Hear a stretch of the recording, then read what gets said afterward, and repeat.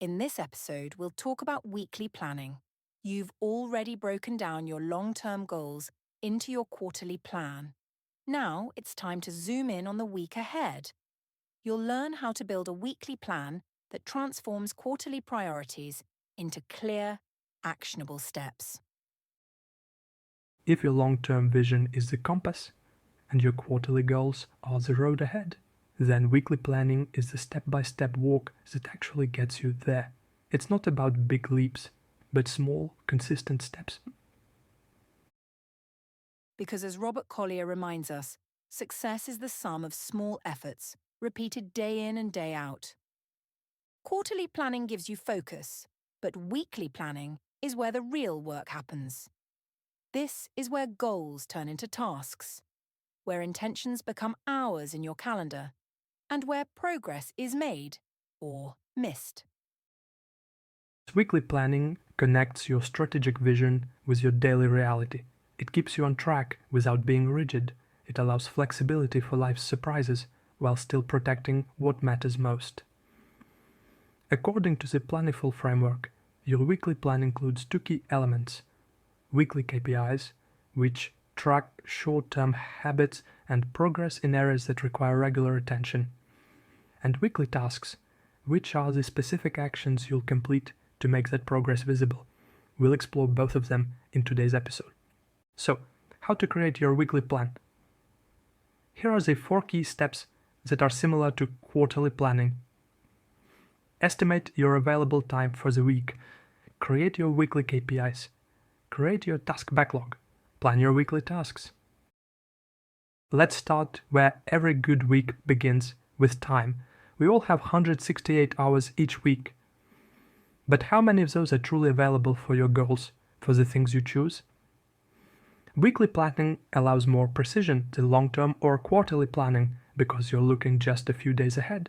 That short time frame makes it easier to be honest about your schedule and flexible when things shift. Start by listing your non-negotiables, the essential activities that claim your time, no matter what. Sleep, usually around 56 hours per week, work and commuting, household duties, cleaning, cooking, errands, family responsibilities like childcare or elder care, appointments and recurring obligations. Now subtract those from 168, and what's left is your true planning time. Here's a quick example. Total 168 hours, sleep 56, work plus commute 50, chores, errands, appointments 40, remaining roughly 22 hours of free time.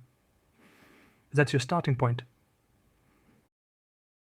If you don't want to calculate from scratch, we've already covered some typical weekly estimates back in the quarterly planning episode.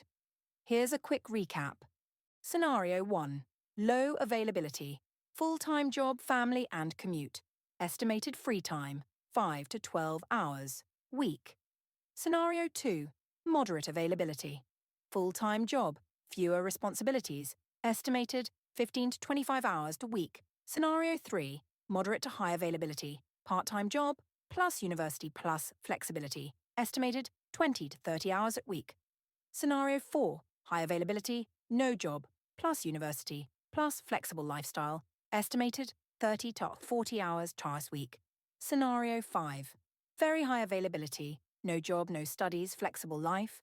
Estimated 40-50 hours a week. These estimates don't need to be perfect. They're just there to help you ground your expectations in reality. Once you've found your weekly number, here's the key part. Plan to use all of it. Trying to fill every hour is a recipe for burnout and rigidity. Instead, commit to just 60 to 80% of your free time. That gives you space for surprises, rest, and recovery. The more stable your week, the more time you can safely plan. If your schedule is unpredictable, plan for less. And let the system flex with you. This simple step sets the foundation for everything that comes next. Because once you know how much time you really have, you can start building a plan that's actually doable. Weekly KPIs are the heartbeat of your short-term execution. They help you stay consistent in key areas, not through pressure, but through measurable, meaningful rhythm. They're very similar to your quarterly KPIs, but with one key difference: weekly KPIs apply only to the week ahead. They're more immediate, more focused, and more adaptive. Now, there are two main ways to create your weekly, depending on the type of progress you're tracking. Approach 1. Break down your quarterly KPIs.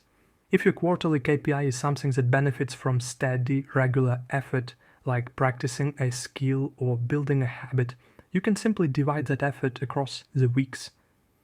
For example, quarterly KPI: practice French for 25 to 30 hours.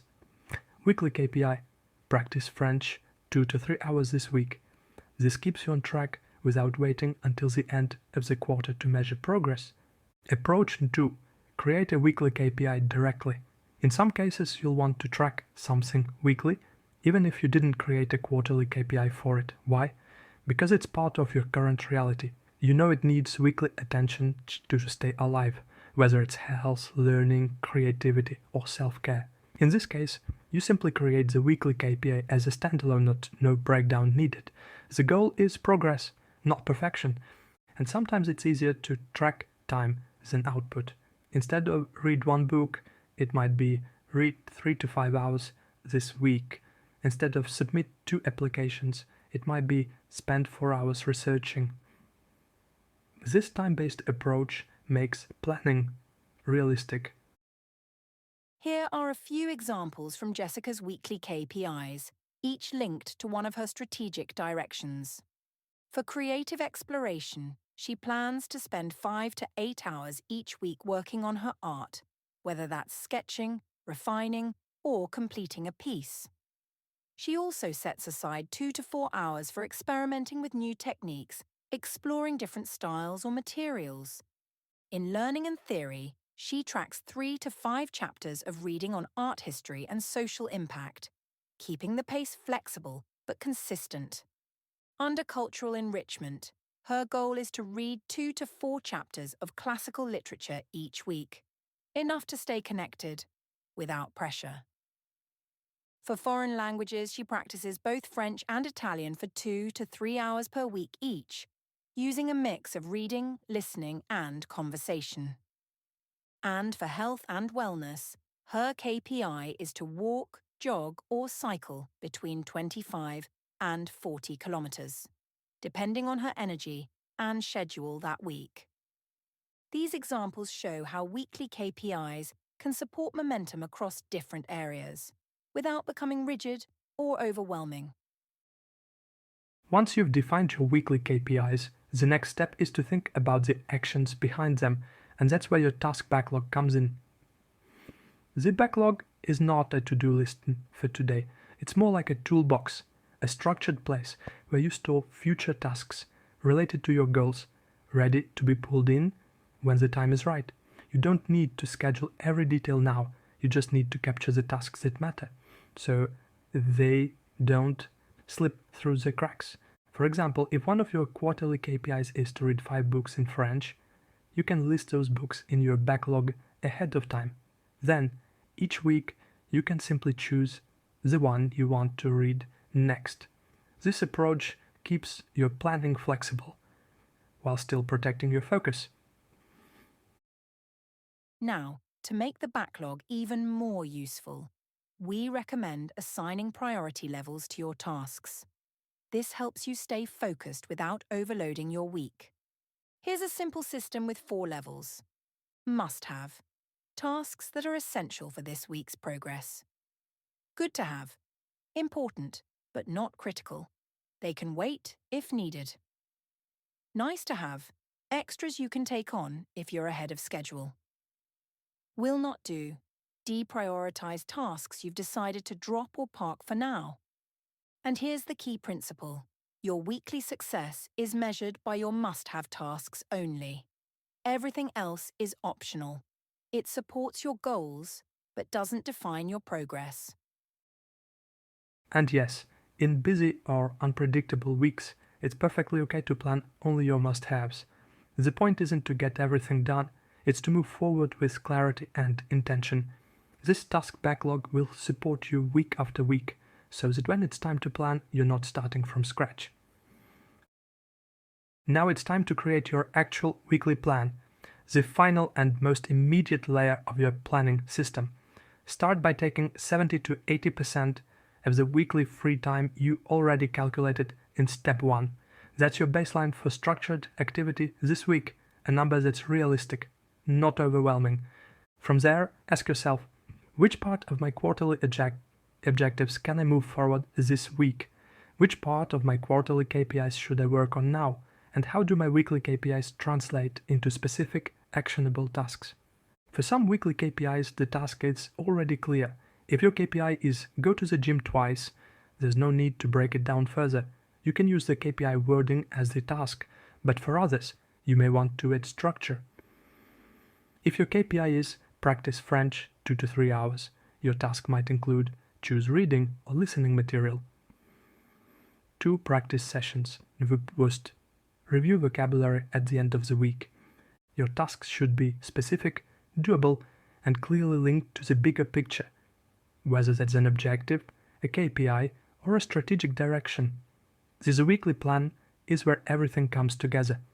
Long-term goals, quarterly structure, and real-life execution, all grounded in time you actually have. Prioritization helps you stay focused, while your backlog ensures you always have the next steps ready. And one final note. Before we wrap up this step, according to the Planiful framework, it's highly recommended to document your weekly plan just like with your personal strategy, long-term plan, and quarterly plan. You don't need anything complicated. Just record the week you're planning for, your weekly KPIs, linked to strategic directions, your selected tasks with priorities and context, and a short comment if helpful. If you like, you can also track changes over time, noting when you adjust a task or revise your plan. Even a simple change log can help you stay clear and intentional as your system evolves. Again, the goal isn't complexity, it's visibility, structure, and focus. To wrap up, today was about how to create your weekly plan. Weekly KPIs help you track meaningful habits and short-term progress, whether they're broken down from quarterly goals or created independently to reflect what needs consistent attention right now. But just as important as your KPIs is your task backlog, the structured list of future tasks tied to your goals. This backlog is your planning safety net. Instead of starting from scratch each week, you can pull from a thoughtful list of next steps that are already aligned with your priorities. To make it work, it's important to assign clear priority levels to each task, like must-have, good-to-have, or nice-to-have, so you always know what to focus on. Your weekly success is measured only by the must-haves. Everything else is supportive, valuable if time allows, but never essential. When used well, a clear backlog keeps you grounded, reduces decision fatigue, and ensures your weekly plan always serves the bigger picture. In the next episode, we'll shift from planning to execution and explore how to execute your weekly plan in real time.